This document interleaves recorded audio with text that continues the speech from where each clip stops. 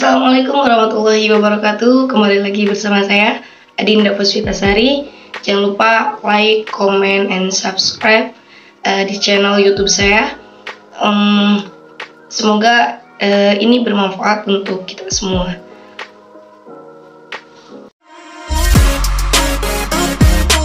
Baik, assalamualaikum warahmatullahi wabarakatuh. Saya Adinda Puspitasari. Hari ini kita akan membahas tentang karya ilmiah. Nah, pembahasan hari ini ada beberapa pembahasan. Yang pertama yaitu definisi atau pengertian karya ilmiah. Yang kedua yaitu fungsi dari karya ilmiah. Yang ketiga yaitu manfaat bagi penulis. Yang keempat yaitu ada syarat karya ilmiah. Yang kelima yaitu ada sifat karya ilmiah. Dan yang terakhir yaitu ada jenis karya ilmiah. Oke, baik teman-teman. Yang pertama kita akan bahas tentang definisi atau pengertian karya ilmiah. Menurut Bambang Dwiloka 2012, karya ilmiah merupakan karya seorang ilmuwan yang ingin mengembangkan ilmu pengetahuan, teknologi, dan seninya yang diperoleh melalui kepustakaan, kumpulan pengamalan atau penelitian dan pengetahuan orang lain sebelumnya. Itu pengertian dari Bambang Dwiloka. Nah, yang kedua yaitu pengertian atau definisi dari Ajaz Surakazat. Nah, ini yaitu di 2021. Karya tulis ilmiah merupakan suatu produk ilmiah yang membuat pengkajian suatu masalah atau bidang ilmu tertentu oleh perseorangan atau kelompok orang. Itu pengertian dari definisi atau pengertian karya ilmiah.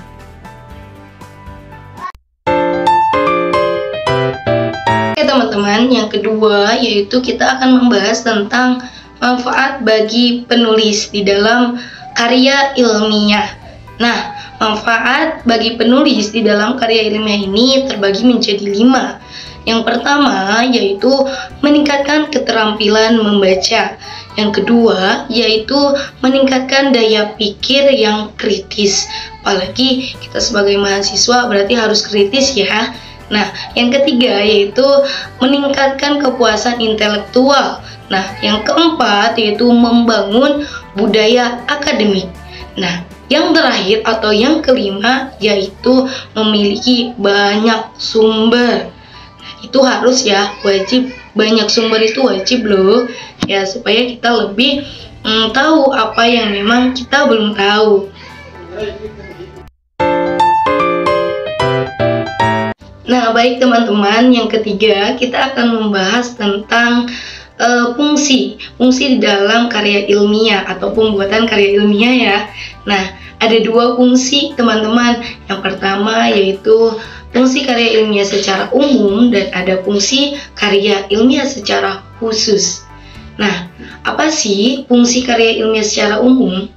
Fungsi karya ilmiah secara umum yaitu sebagai sarana untuk mengembangkan ilmu pengetahuan, teknologi, dan seni dengan berdasarkan metodenya yang memang sistematis, metodologis, dan konsisten.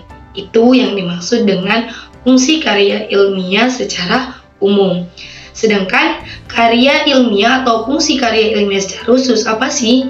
Nah, di sini ada 3 penjelasan.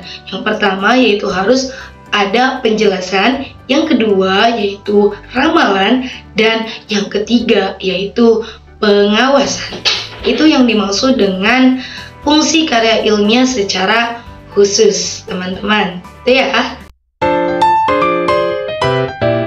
Nah, teman-teman, yang keempat kita akan membahas tentang syarat yang ada di dalam karya ilmiah atau pembuatan karya ilmiah ya.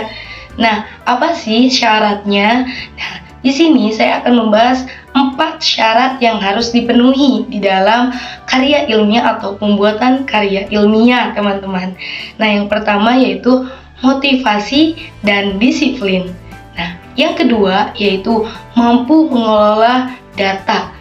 Yang ketiga yaitu mampu berpikir logis. Dan yang keempat atau yang terakhir yaitu berbahasa yang baik dan benar. Oke, baik teman-teman, kita akan membahas yang kelima yaitu sifat di dalam karya ilmiah atau pembuatan karya ilmiah ya. Nah, apa saja sih sifat yang ada di dalam karya ilmiah atau pembuatan karya ilmiah?